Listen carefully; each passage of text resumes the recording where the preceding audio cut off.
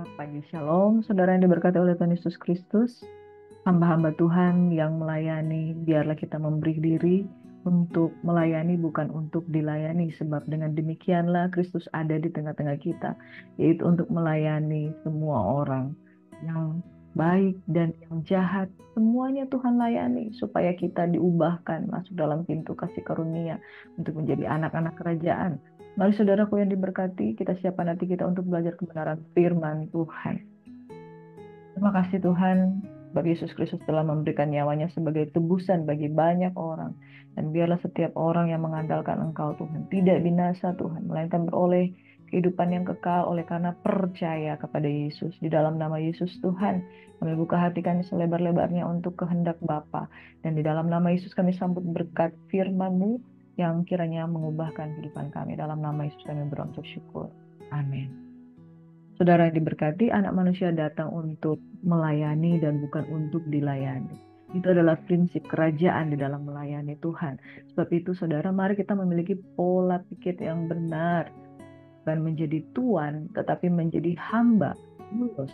Orang yang diperintahkan untuk menjadi pelaku-pelaku firman. Dan bukan cuma sekedar menjadi pelaku firman, tetapi menjadi hambanya. Bukan sekedar menjadi seorang yang minta-minta berkat, tapi juga mengerti hati Bapa. Bapa, apa yang harus aku lakukan? Orang yang dewasa tidak sekedar meminta berkat. Orang yang dewasa tidak sekedar meminta supaya Bapa mengikuti maunya dia.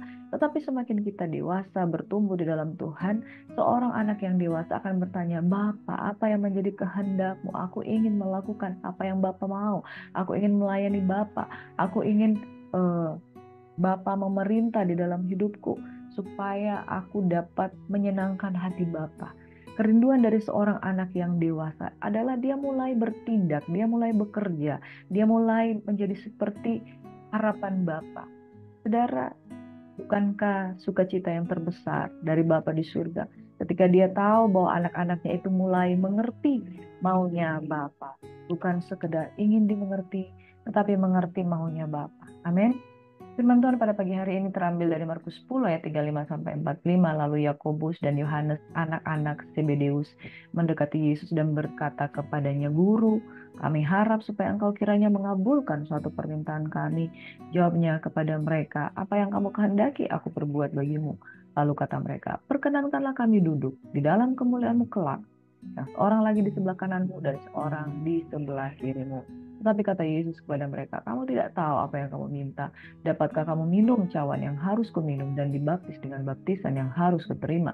Jawab mereka, kami dapat. Yesus berkata kepada mereka, memang kamu akan meminum cawan yang harus kuminum dan akan dibaptis dengan baptisan yang harus kuterima. Tetapi hal duduk di sebelah kananku atau di sebelah kiriku, aku tidak berhak memberikannya. Itu yang diberikan kepada orang-orang bagi siapa itu telah disediakan. Mendengar itu ke-10 murid yang lain menjadi marah kepada Yakobus dan Yohanes.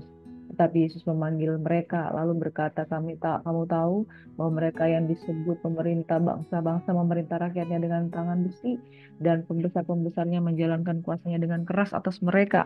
Tidaklah demikian di antara kamu. Barang siapa ingin menjadi besar di antara kamu, hendaklah ia menjadi pelayanmu. Dan barang siapa ingin menjadi yang terkemuka di antara kamu, hendaklah ia menjadi hamba untuk semuanya, karena anak manusia juga datang bukan untuk dilayani, melainkan untuk melayani dan untuk memberikan nyawanya menjadi tebusan bagi banyak orang. Ini saudaraku yang diberkati oleh Tuhan Yesus. Perihal duduk di sebelah kanan Allah Bapa itu bukanlah apa yang menjadi kedaulatan dari Yesus tapi Bapa. Apakah mereka tidak setara?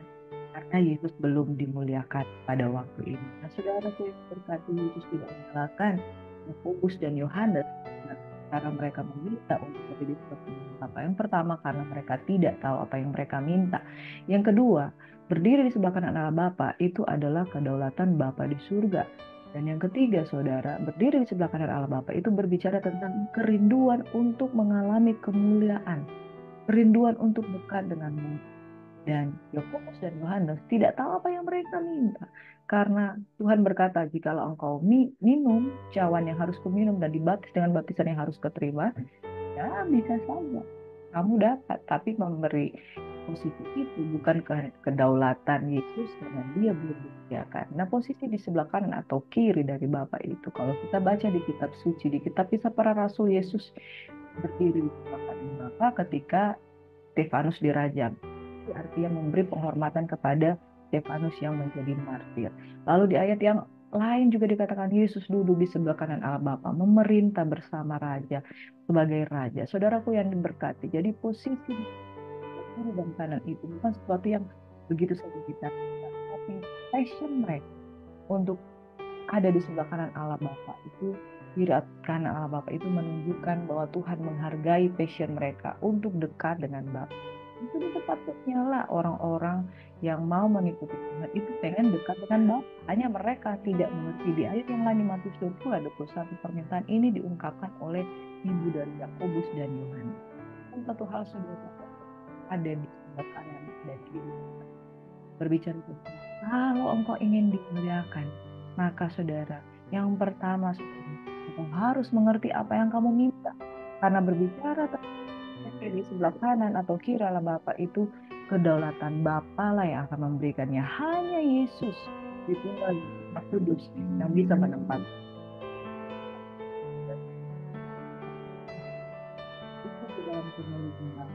Itu kalau kita dapat berlatih dalam baptisan yang harus kita terima, dan kedudukan ini hanya ada di dalam Yesus. Kedudukan ini hanya ada di dalam Yesus. Sedangkan kita sebagai orang percaya, kedudukan kita adalah ditunjukkan oleh Bapa. Ini bukan posisi kita. Bagaimana Tuhan kita tanya, kita mau taruh di mana?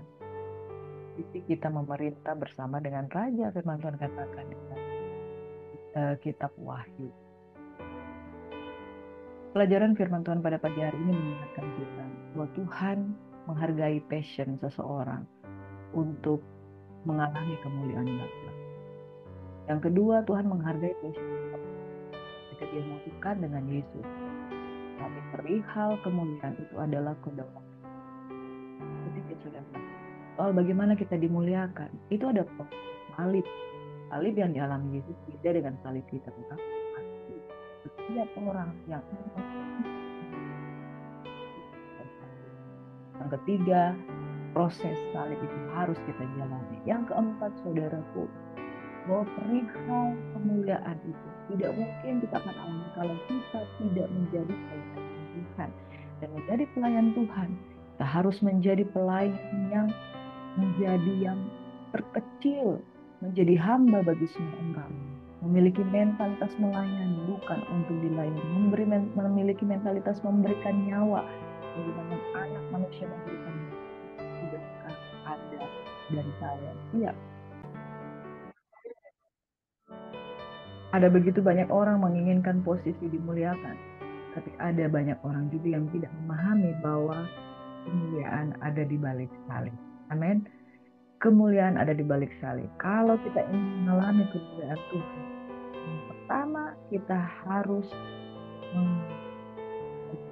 hidup kita tangkal diri, pikul salib Tuhan.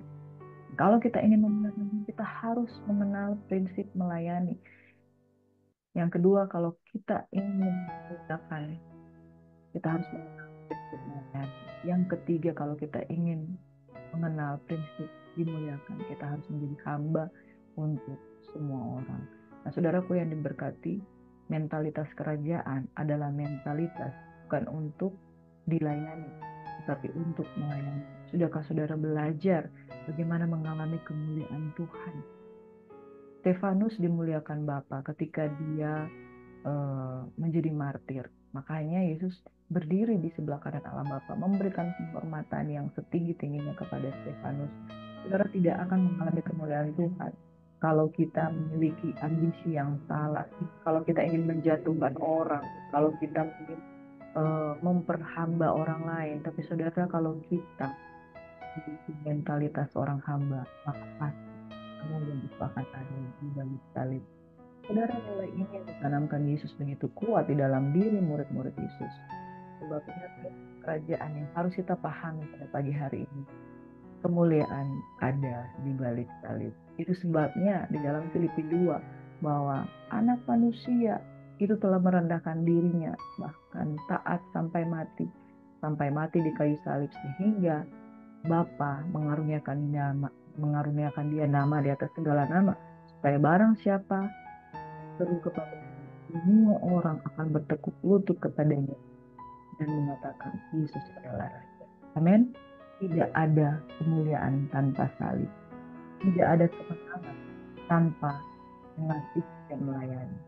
Tidak ada kemuliaan di dalam Kristus kalau kita meninggikan diri. Sebab kecongkakan adalah awal kehancuran. Tinggi hati mendahului kejatuhan. Demikian Amsal berkata.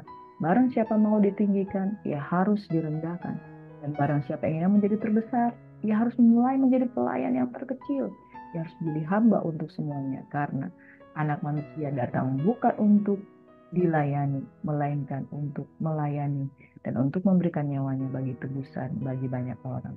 Saudara, mari pada pagi hari ini kita akan melayani sesama kita. Kita akan berdoa untuk jiwa-jiwa yang mengalami sakit penyakit di dalam kehidupannya.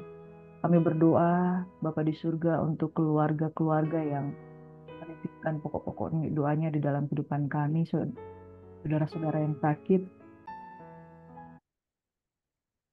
Bapa di surga, kami mau berdoa pagi hari ini seorang bernama Bapak Mulyan, seorang yang bernama Saudari Mulyani Boru Simbolon, umur 64 tahun. Dia mengalami sakit kelumpuhan, dia rindu mujizat terjadi. Rindukan mujizat terjadi di dalam kehidupan ini supaya dia bisa berjalan lagi. Tidak ada yang mustahil, saudara. Orang yang mengharapkan mujizat dalam kehidupan mengalami jamahan lambatan Tuhan. Biarlah kemuliaan Tuhan itu terjadi di dalam nama Tuhan Yesus Kristus. Oh, haleluya. Terima kasih Bapa. Kami berdoa Tuhan, mujizat itu masih ada terjadi. Dan itu masih nyata dinyatakan dalam kehidupan saudara-saudara kami. Kami juga berdoa untuk saudara Mauri itu belum yang mengalami gangguan di dalam mentalnya, di dalam kehidupannya. Kiranya belas kasihan, kasih karunia Bapa tercurah di dalam kehidupan mereka. Kami berdoa Tuhan untuk Pak Lenda yang sedang sakit, Pak Iwan yang sedang sakit, Pak Antoni, Ibu Elsie yang sedang sakit. Kami berdoa secara khusus Tuhan besok hari Opung Herliana itu akan mengalami kemoterapi. Biarlah tujuan Tuhan terjadi di dalam kehidupannya. Kami berdoa Tuhan untuk keluarga besar Simbolon yang selalu menitipkan doa dalam kehidupan kami, khususnya Ibu Nur Hayati Simbolon. Tuhan, si tompul dalam nama Yesus, di dalam pengiringannya sebagai seorang ibu mendidik anak dan cucunya di dalam takut akan Tuhan. Dia boleh mengalami Tuhan secara pribadi, dia punya latar belakang yang rumah Tuhan, sekarang sudah mengenal Tuhan. Biarlah dia makin bertumbuh di dalam kepada Tuhan Yesus Kristus. Dan saudara Jerry Simbolon yang kami muridkan Tuhan, terus dia mengalami Tuhan, mengalami baptisan Roh Kudus. Orang yang lapar dan haus akan Tuhan pasti dipenuhkan. Biarlah dia memiliki prinsip melayani, yaitu kemuliaan ada di balik salib Kristus. Kami juga berdoa untuk semua kekasih-kekasih Tuhan, Bapak Heri Rizky Tupulu yang mengalami sudah pasang ring jantung. Tuhan sehat-sehat kuatkan di dalam nama Yesus. Kami juga berdoa Tuhan, Oma Eske, Tuhan dipulihkan keadaannya dari segala sakit penyakit. Pulangnya mengalami penyembuhan. Sampai ke Tuhan, dia seorang yang sudah bekerja begitu lama Tuhan. Kiranya kesehatan kekuatan menjadi bagiannya di dalam nama Tuhan kami Yesus Kristus.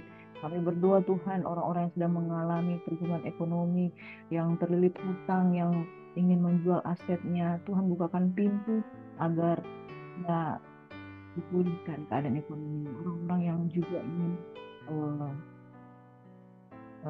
tempat tinggalnya disewakan, Tuhan Engkau bukakan pintu kesempatan agar dia dapat diberikan Tuhan terobosan ekonomi di dalam hidupnya. Ada aset yang ingin ia sewakan, Tuhan bukakan pintu dan pertemukan dengan orang yang tepat disewa di dalam nama Yesus. Dan kami berdoa pada pagi hari ini semua orang-orang yang mengalami stroke, kanker, yang mengalami banyak sakit penyakit gula darah, bahkan ginjal, anak-anak kecil yang mengalami ginjal, Tuhan pulihkan Bapa dalam nama Yesus.